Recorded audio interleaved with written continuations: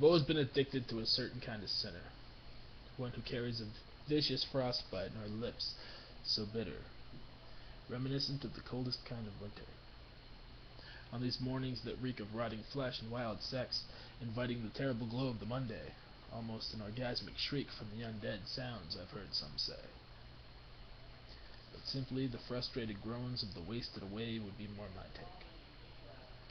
Those lacking calms and ducking metaphorical bombs, or so it was until I could tell this tale of mine, about an illuminating bit of beautiful pulled from the skyline and drained of her shine.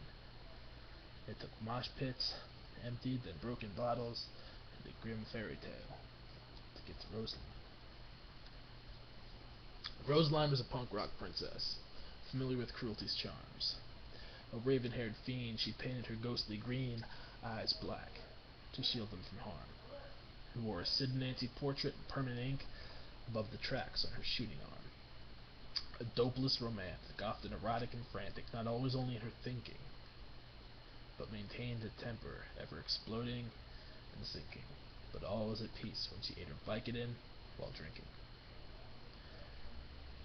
All she longed for was to be rescued by a leather-clad badass, one who guzzled Jack by the 16-ounce drinking glass, smelled of garbage, and listened to the Clash, but feared that dream had long since passed.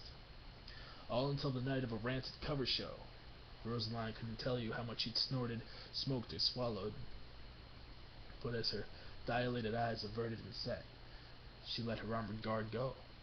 He thrashed through the pit like he hadn't let loose in years, and his beard almost had its own beard.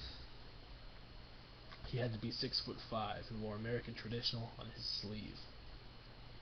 She drove her skull hard into his nose, flirtatiously smiled, and watched it bleed. And the well-receiving gargantuan called her a bitch, curling his lips while showing his teeth. She pulled the hair on his... She pulled hard on his hair towards her, close enough to taste. Forehead to forehead, slapped and restrained, violent passion displayed at the waist. Entwined, each nodded out that night in a comforting stranger's familiar embrace. Yet sadly, neither could wake to face the terrible glow of that Monday.